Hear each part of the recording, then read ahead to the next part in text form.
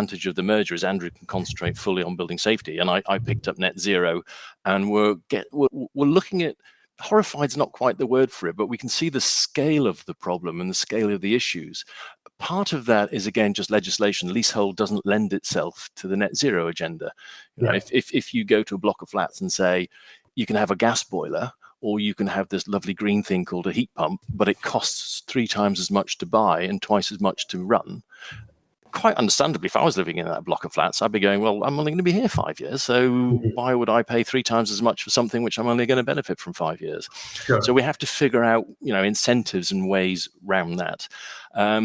We're looking at different aspects. So you've got, if you look at a block of flats, you've got the heat generation, because heat networks, confusingly, I always think of those as things like the combined heat and power at Spitalfields, but the government defines heat networks as blocks of flats as well. So we sit in with bays and DLUC on those. Okay. You can look at the central plant. What are you going to do? How can you do it? Over what timescale, and what will it cost? Do you stay with gas? Do you move to hydrogen? Do you go heat pumps? If so, where do you put them, et cetera, et cetera? You can then try to look inside the flat, but that's where you get in, obviously, difficulty with leasehold, because an Englishman's home is his castle, and managing agents don't go through the front door. Yeah. But that's going to get tricky, because people are going to say, I want to rent or sell my flat. So in future coming up, I'll need an EPC of C or above. But I can't change all the double glazing on my own, can I? So it's going to get a bit tricky from that point of view. We've got EVs, installing those. Again, leasehold is very difficult there, because quite rightly, it stops a landlord doing what's known as improvements. But of course, putting in an EV point is an improvement, so you can't fund it. And there's a whole bunch of stats on that as well. And then there's alternative energies that we're looking at. So there's tons and tons to go through. And again, we're in data gathering mode at the moment. How many heat networks are out there? What's their capacity? What can we do? The other thing we're very heavily involved with the government at the moment is what, if anything, can we do about current energy prices? And so there's lots of ideas floating around there, about most of which will help should it happen again, because at the moment there's not much you can do about world energy prices itself. Yeah. Okay. And we were having a discussion about this before we started recording.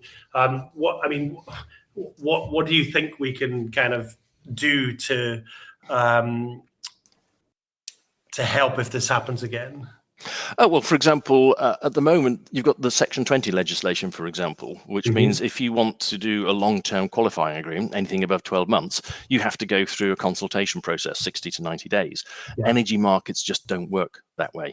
You're lucky if they'll hold the price for 48 hours. Yeah. So that means you can't put in long terms. So when you have a broker who says, I think this is as good as it's going to get, let's lock it in for 3 years, you can't do it. So a suggestion to the department is, look, let's carve utilities out of Section 20. So Section 20 is there as a safeguard, but actually we think, and you have to carefully word it to make sure nobody abuses it, but we think it's working against the long-term interest of the leaseholders.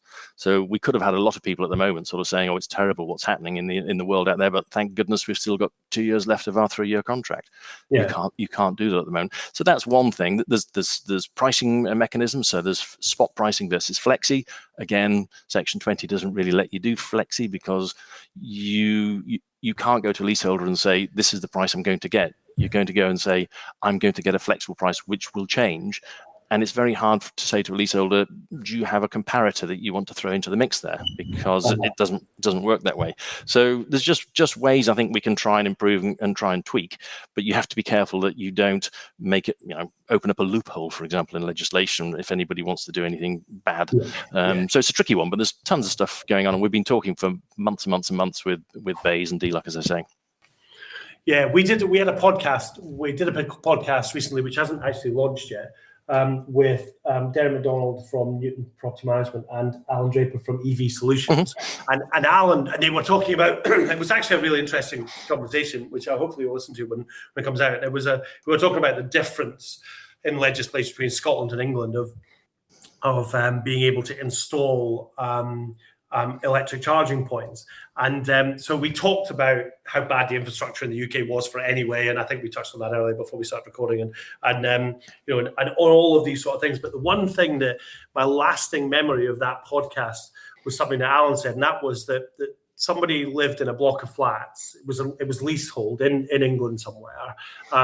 They had a main door entry with a drive, so it must have been some sort of a different kind of, from just a block of flats with one entrance. And he had installed an electric charging point out the front of his house. And when he went to sell it, he had to remove it because the lease did not allow him to actually have it in the first place. So there seems that there's a raft of things going against electric charging points in the UK anyway, or certainly in leasehold. Yeah, absolutely. I mean, I won't name the firm, but I was talking to one firm that installs these, and they're saying probably about 90% of the orders they've got they can't fulfill because the lease won't allow it. Yeah. And I did say, well, what about the 10%? How are you doing that? And they say, well, either the lease is very unusual and says that the landlord can do improvements, or it's been where an RMC has said, we don't care what the lease has said, we will take the risk and we'll just do it.